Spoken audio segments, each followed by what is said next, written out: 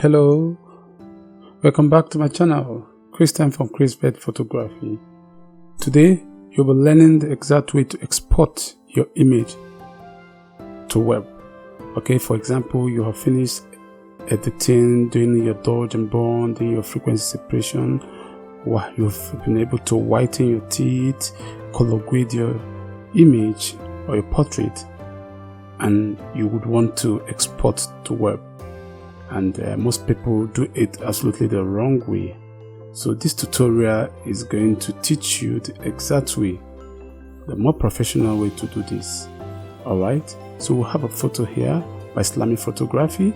I've edited the photo, done my color grading. I'm set to sharpen and export it for web. So the first thing we're going to do here is to duplicate. Alright, I've already duplicated this. Command Ctrl J, you duplicate. Alright, the next thing we're going to do is to resize this image. The first thing you're going to do is to go to image size. Alright, we change our resolution to 72 because that's the resolution that will fit in for a web photos. So we'll go to a long edge, which happens to be our height, and take it to 1350 Alright, so let our long edge be what 1350. Alright, so we say okay. We've been able to resize this photo. The next thing we're going to do is to run a high pass filter. Before we run a high pass filter, we need to desaturate this image. Why do we desaturate? We desaturate so that when we run a high pass filter, the high pass filter will not affect our colors. But when we sharpen without converting to without desaturating, then our colors will be affected. You get that? So the next thing we're going to do is go to image, adjustment, desaturate. Alright, so we've been able to desaturate, removing the colors from this image. Then next we're going to do is go to filter, order, high pass. Then watch closely. Watch closely and see the edges. We'll increase our radius until start seeing our edges come out. It's a very high resolution picture, so we need to push it up a bit. Push it up a bit. Come and bring it down a bit. I think 1.3 will be fine for me. Alright, 1.3 will be fine for me. And we'll say okay. You can use any value that fits your image. Alright, so after running a high pass, the next thing we'll do is going to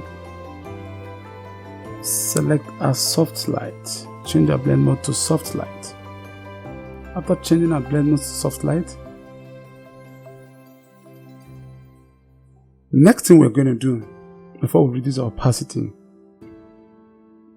is to add a layer mask. And we're going to add a black layer mask so that we can hide everything we have done here and brush selected part where we want to sharpen. Of course, you know, we're not going to sharpen the whole image, just selected images so that our image can pop. Alright, so the next thing we're going to do, first and foremost, we're going to reset. Click here to reset, or tap D to reset your background and foreground. There, so we hold Alt or Option key, select your mask, make sure you select the layer, the high pass layer is selected here. Then next we're going to do is hold the Alt or Option and click on the mask so that our mask is selected. Right now, the next thing we're going to do is to select a soft brush. Make sure you're selecting a soft brush. Alright, then make sure that you brush setting set to the hardness is set to 0. Select the brush size we would want. Select the brush size we would want to use. The brush size we want to use to paint as a model. Then make sure your layer mask is selected here. Mode normal, opacity 100%, flow 29, flow should be, let's say, okay, 40%. You don't want it much, or just say 50%. You don't want it more, and you leave the remaining things that way. So we're gonna select this piece. Make sure we're gonna paint, because it is a black layer mask, so we're going to paint with we're going to paint with the white brush. So we start. We're going to start with the eyes.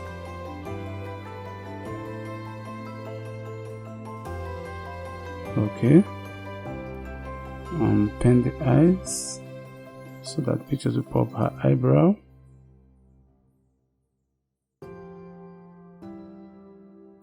So before, after. Okay, we'll go to our lips, zoom in a bit so that you see what you do.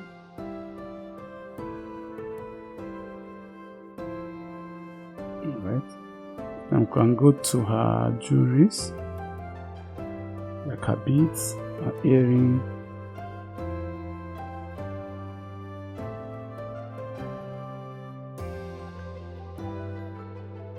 So you get the idea here. Take time, brush properly.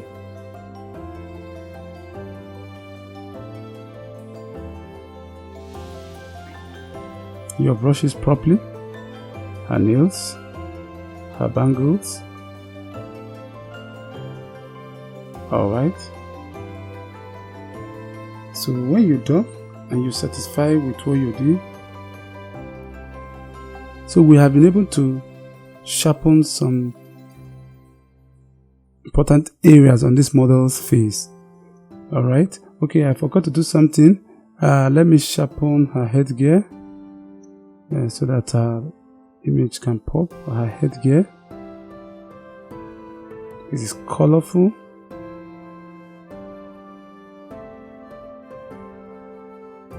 If you want to download the raw file of this image by Krisbed Photography, the link will be in the description below, so you can practice along.